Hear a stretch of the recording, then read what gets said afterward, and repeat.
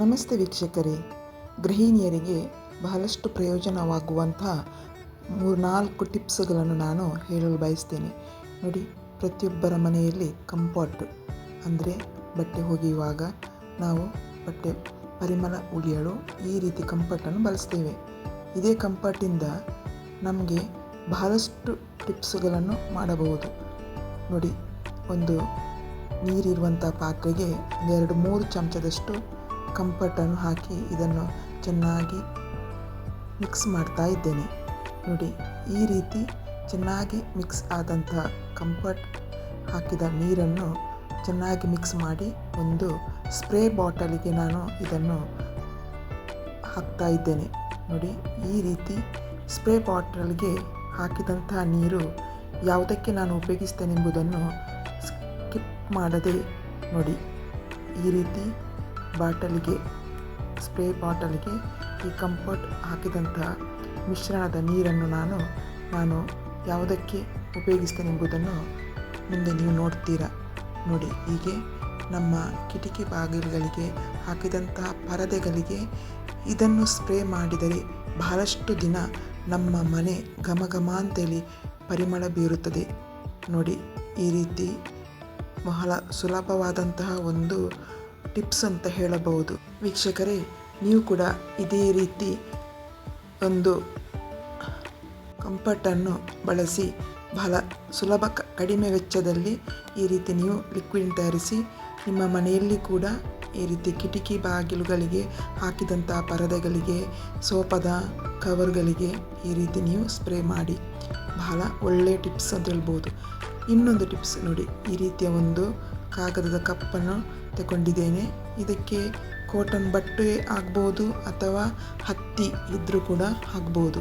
ಈಗ ನಾನು ಕಾಟನ್ ಬಟ್ಟೆಯನ್ನು ಉಪಯೋಗಿಸಿ ಇದಕ್ಕೆ ನಾನು ಕಂಫರ್ಟಿನ ಲಿಕ್ವಿಡನ್ನು ಹಾಕ್ತಾ ಇದ್ದೇನೆ. ಕಂಫರ್ಟ್ ಲಿಕ್ವಿಡ್ 1-2 ಚಮಚದಷ್ಟು ಕಂಫರ್ಟ್ ಲಿಕ್ವಿಡನ್ನು ಹಾಕಿ ಈ ಕಾಟನ್ ಬಟ್ಟೆಯನ್ನು ಈ ಕಪ್ಪಿನ ಒಳಗಡೆ ಹಾಕಿ ಅದಕ್ಕೆ ಆ ಒಂದು ಕಾಟನ್ ಬಟ್ಟೆಯನ್ನು ಮುಚ್ಚಿ ಹೀಗೆ ರಬ್ಬರ್ ಬ್ಯಾಂಡ್ ಹಾಕಿ ಇಡ್ತೇನೆ. ನೋಡಿ, ಈ ರೀತಿ ರಬ್ಬರ್ ಬ್ಯಾಂಡಲ್ಲಿ ಈ ಕಪ್ಪನ್ನು ಕಂಪ್ಲೀಟಾಗಿ ಮುಚ್ಚಿ ಇಟ್ಟು ಅದನ್ನು ನಾನು ಇಲ್ಲಿ ಬಳಸ್ತೇನೆಂಬುದನ್ನು ನೋಡಿ.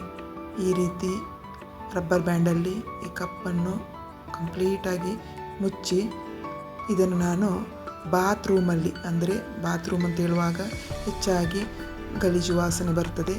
ಈ ರೀತಿಯ ಒಂದು ಟ್ರಿಕ್ಸನ್ನು ಉಪಯೋಗಿಸಿ, ಅಂದರೆ ಈ ರೀತಿ ಒಂದು ಟಿಪ್ಸನ್ನು ಉಪಯೋಗಿಸಿ ನಮ್ಮ ಬಾತ್ರೂಮು ಪರಿಮಳವಾಗಿ, ಅಂದರೆ ಗಲೀಜು ವಾಸನೆ ಬಾರದಾಗಿಯೇ ನೋಡಿಕೊಳ್ಳಲು ಈ ರೀತಿಯ ಒಂದು ಬಹಳ ಸುಲಭವಾದಂಥ ಒಂದು ಟಿಪ್ಸನ್ನು ನೀವು ಕೂಡ ಉಪಯೋಗಿಸಿ ನಿಮ್ಮ ಬಾತ್ರೂಮನ್ನು ಪರಿಮಳಯುಕ್ತವನ್ನಾಗಿ ಮಾಡಬಹುದೆಂಬುದು ನಾನು ಹೇಳ್ತಾ ಇದ್ದೇನೆ.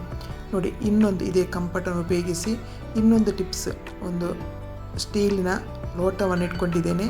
ಇದಕ್ಕೆ ನಾನು ವಿನೆಗರ್ ಹಾಕ್ತಾ ಇದ್ದೆ. ನೋಡಿ, ವಿನೆಗರ್ ಹಾಕಿ ನಂತರ ಇದಕ್ಕೆ ಕಂಫರ್ಟ್ 1-2 ಚಮಚದಷ್ಟು ಕಂಫರ್ಟನ್ನು ಹಾಕಿ ಅದನ್ನು ನಾನು ಸ್ಪೂನಲ್ಲಿ ಚೆನ್ನಾಗಿ ಮಿಕ್ಸ್ ಮಾಡ್ತಾ ಇದ್ದೇನೆ. ನೋಡಿ, ಈ ರೀತಿ ಸ್ಪೂನಲ್ಲಿ ಚೆನ್ನಾಗಿ ಮಿಕ್ಸ್ ಮಾಡಿದ ಮೇಲೆ ನಂತರ ಇದಕ್ಕೆ ನಾನು ಕೂಡ ಒಂದು ಬಟ್ಟೆಯನ್ನು ಇಟ್ಕೊಂಡಿದ್ದೇನೆ, ಕಾಟನ್ ಬಟ್ಟೆಯಲ್ಲಿ ಇದನ್ನು ಮುಚ್ಚಿ ರಬ್ಬರ್ ಬ್ಯಾಂಡನ್ನು ಸುತ್ತು ಕವರ್ ಮಾಡ್ತಾ ಇದ್ದೇನೆ.